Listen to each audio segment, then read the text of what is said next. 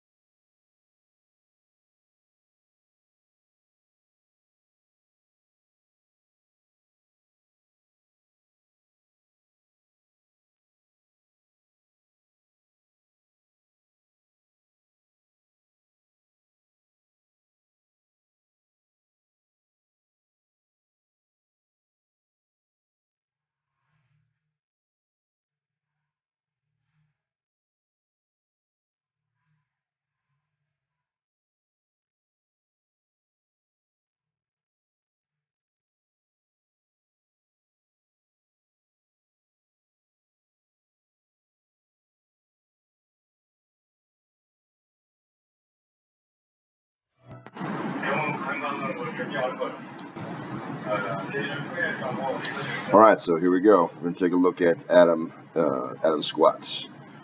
So we're going to fast forward here to get to where he's going. First off, I'm not a big fan with how far you've walked out here, Adam. You know, you're outside the arms. The only way that the arms are going to save you is if you pitch forward. That walkout should be, only a step or two, essentially just enough to clear the rack. So I'd like to see you probably another foot or so forward. The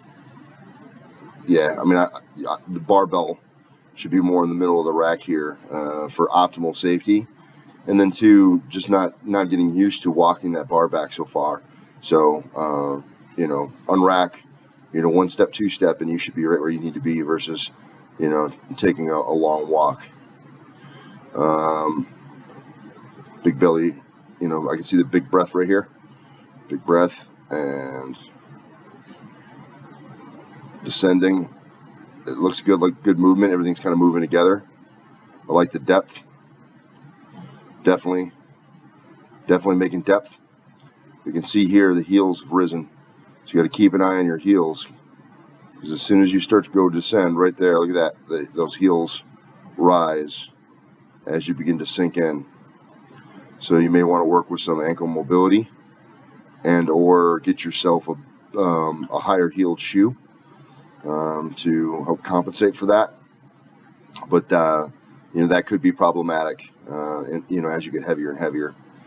You want to make sure that you have your foot, squarely planted on the ground and you're driving from your big toe, little toe, and your heel. So keep that in mind. Good depth, good movement. I'm just looking at the back position here, kind of how you hold the whole thing together. This looks like a pretty good squat. I don't think it's enough weight to really tax you out, but it's enough to kind of see the mechanics here. It's good. Keep a good torso position through the whole movement, so I think that's good. And moving forward to that next one. This is that 475 by 2. Skip ahead to the actual business. And again, this very lengthy walkout. Not a fan of that. Big breath. Sinks it. Good depth. Heels are up again, so same as before. Watch those heels. Now you can see that this is going to be starting to be enough weight where you're seeing a bit of a breakdown. Now look at the body position here with your torso, right? This looks like a great squat position. Now as soon as you start to drive, look what ends up happening. See those hips rise? Hips are rising, and you see just an ever so subtle dip in the position of the torso. The torso leans forward a little bit. So this is going to be something that will exacerbate the heavier you get. And what it's indicating to me is that your legs are stronger than your back is. Good thing. Torso upright, starts to drive. A little bit of a tilt, but not so bad there. Pretty good. Coming up. You see those hips shooting back too. So those hips shooting back, weights pitching forward, and the heels are starting to rise. So you're putting a lot of pressure on that forefoot and causing your center of gravity kind of forward. So just be mindful of that. You want to keep the center of gravity more center balanced. And with those hips pushing way back like that, it's gonna push your center of gravity off balance. And the heavier you get, the more a problem's going to be. All right, this is 495, a PR since a quad injury. You can't see the foot position, but we've already kind of commented. And certainly anything that we've seen before, we're going to see again as you get heavier. It's just going to be more pronounced. Drops into the hole. Good. I don't mind this. It's good depth. I like the body position. You're still fairly upright for where you are. And then see that the hip shoot up and back a little bit, and then the torso leans forward. So now you're in this lean forward position. More so than you've been in the other squats. And then you still got to get your body upright. So one thing that you may want to work on, these are mechanically, they look like great squats, but you may want to start working on some of that lower back strength to keep up with where your leg strength's at. And I think this might just be a different angle for that 495. See those hips shoot up, and that you can see it more here. Hips are shooting up, and that body starts to lean forward. That upper body starts to lean forward. And the heavier you get, it's going to be more good morning, and that's going to be your failure point for when you get heavy. So if you reach maximal load, this position of shooting the hips up and leaving yourself forward like that is going to be what causes you to fail, because your back strength is going to give out at some point in time, and you won't be strong enough to compensate for the positions you put yourself into.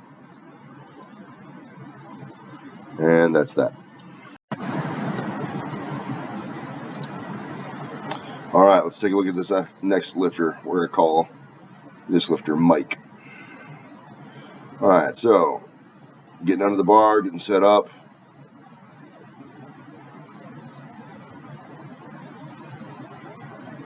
Good. I like that. So you drive those hips forward and just push yourself into a stand-up position.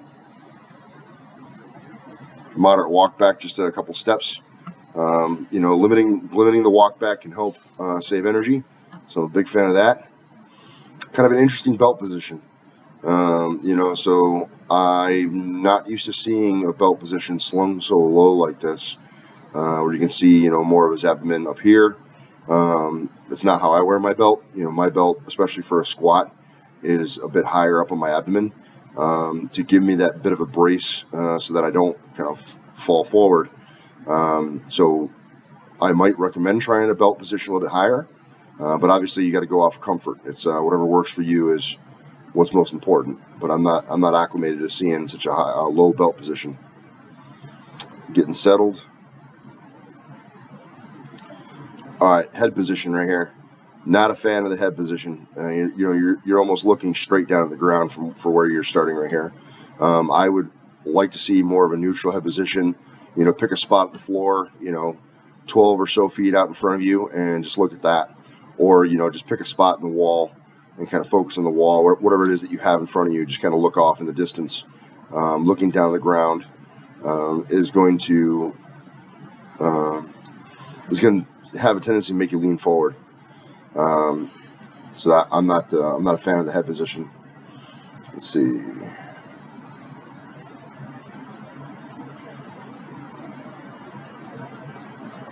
Not bad. Good depth. Rebounds out hard. Torso position stays more or less the same through the majority of the movement. So not terrible there. I'm not sure what this is representative of your 1 rep max, but you know, it's good. You definitely get the depth in. Full range of motion. Heels aren't really lifting. You can see a little bit of heel shift, but you know, not too bad. Driving. Good. Same thing here. So there's a lot of, look at this upper body position kind of bent over, and those hips and legs are almost entirely locked out, and then locked out, and then you got to kind of get the back in a good position. So this, I think, is another indication of leg strength, or you know, leg strength being more significant than back strength. So just continuing to work on your lower back strength, I think, will definitely have some good carryover for you in your squats.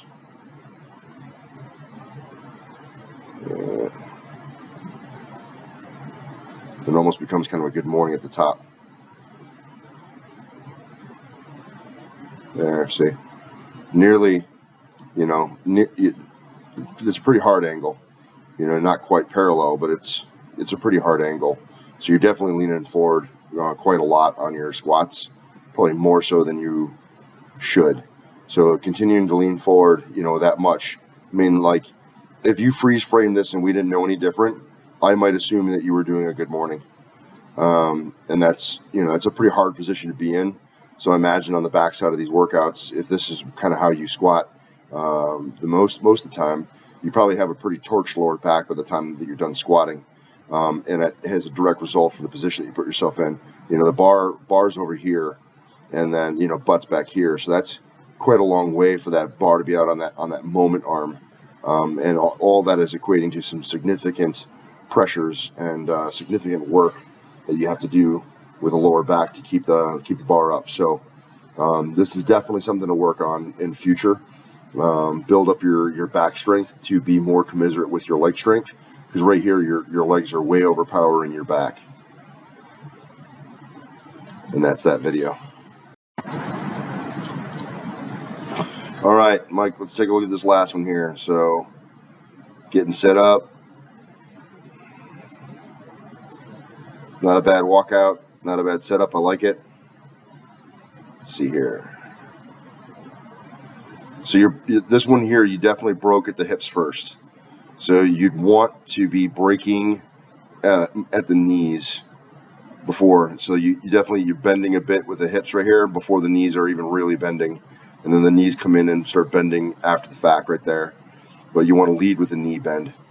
And so by breaking at the hip first, you're putting yourself in the position that we discussed before, where you're starting to lean over. And it's going to put a tremendous amount of strain on your lower back. Good.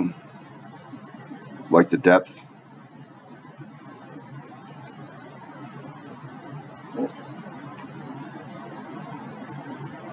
Can't really see from this angle, but you know, watch this knee right here. Looks like that knee might be sliding in. And again, it could be completely just angle right now. But make sure that, you know, you're mindful of your knees, not to have that inward knee collapse, or that valgus collapse. You know, that could lead to some knee problems.